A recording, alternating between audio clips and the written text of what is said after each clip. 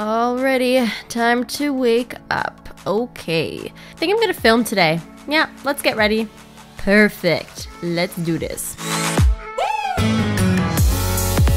Now, I would love to be able just to snap my fingers and get ready in the morning, but that's just not quite how it works. When I have to film, my day usually starts something like this. So the first thing I do as soon as I wake up is I watch some TV. I've been loving watching TV in the morning, especially Netflix. Now, this new Sharp Roku TV that I got from Best Buy has a Netflix button on the remote. Like, could you die? Everybody who's obsessed with Netflix can feel me on this. This is the most convenient button ever. So I love watching Friends in the morning because it starts my day off right. I get to laugh a little bit, and it is definitely one of my favorite shows. So I watch that for a bit, and then it's time to plan out my day. So I find that planning out my day really keeps me organized. This is my Erin Condren planner, and I always write down a list of things to do in my planner so that I stay on top of everything.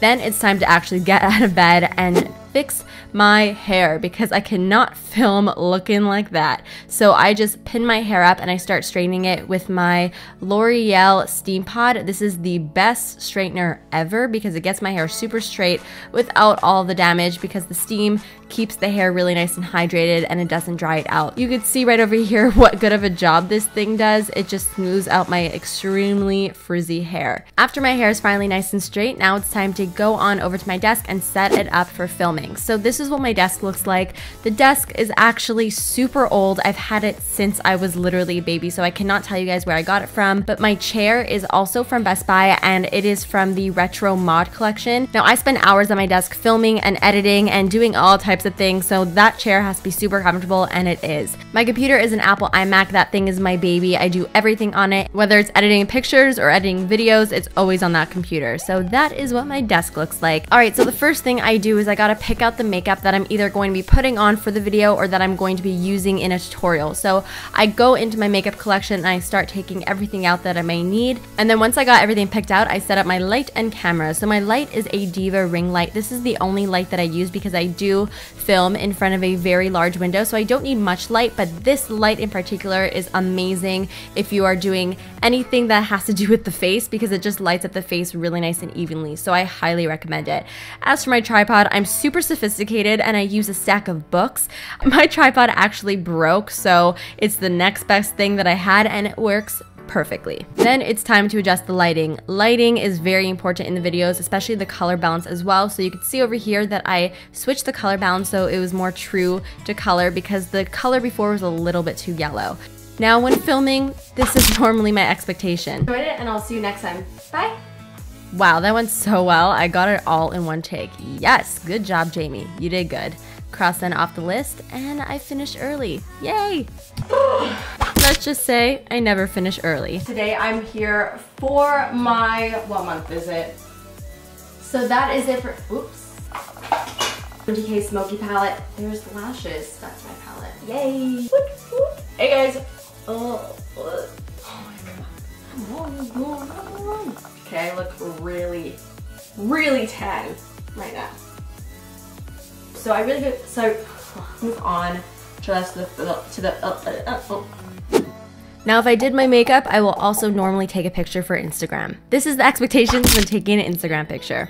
Okay, hopefully this is the lucky shot. Oh my god, okay, it's perfect. I don't even have to edit it. Makeup looks good. Okay, yeah, good job, Jamie. You work it. Taking a good makeup picture is not as easy as you may think. This is the reality of taking an Instagram makeup picture. So for makeup pictures, natural light is your friend. So I love standing in front of a ton of windows to get as much natural light as possible. It could sometimes get a little bit frustrating because sometimes the makeup doesn't quite translate to photos, so it doesn't really turn out how you want it to, and normally it takes a lot of tries to get the right pictures. So once I'm done taking pictures, I upload them to my computer and then I go through them and I favorite the ones that I like and I delete the ones that I don't like.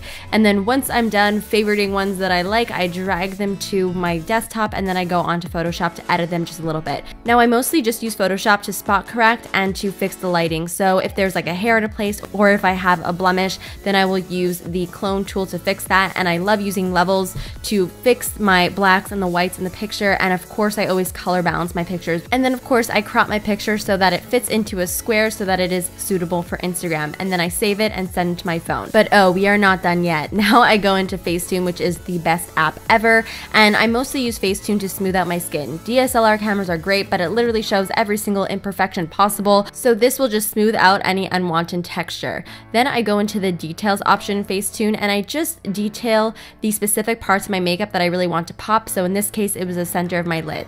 Then I save it and I move on to the next app. Yes, there is another app. This is VSCOcam, and this is what I use to apply my filter. I almost always use A6, and I always bring the dial down pretty low so that there's just a hint of the filter.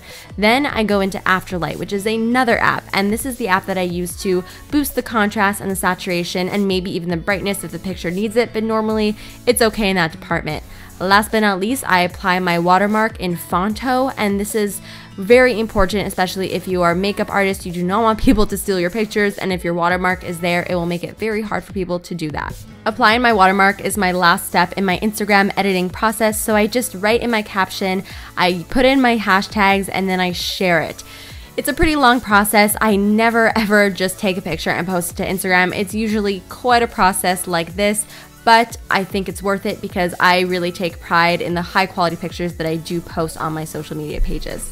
Normally when I'm done taking pictures for Instagram, if I recorded a video before, then I will go on to my computer to edit. Now editing takes the longest amount of time for me. It could take anywhere from an hour to 20. It really depends what type of video I'm doing. You could see the progression from the clip that you just saw to this clip, how many things were added to it, and honestly I just spent hours and hours and hours on my computer perfecting my videos for you guys. Then it's always time to make my thumbnail. Now to make my thumbnail I always use PicMonkey.com. It is the bomb, and I always use the same sort of style in my thumbnails. I find it just makes everything look nice and consistent. So over here you can see exactly what I'm doing. Even something as simple as a thumbnail, I take a lot of time to make sure I have it right because I just want everything to look nice for you guys and I want to be proud of it. So of course I'm going to take a lot of time making sure that everything looks just right. So once I'm all done, that's what the thumbnail looks like. Then after I export my finished video, I go onto YouTube and of course I upload it. This is technically the last step in my YouTube routine. I upload my video and then you guys get to see it. But as soon as it's uploaded, I respond to your comments, I interact with you guys on social media, and that is the best part of my whole entire routine. So that is it for my YouTuber routine. I really hope you guys enjoyed it. Don't forget to let me know what you thought in the comments. Of course, like this video and subscribe if you're not subscribed already.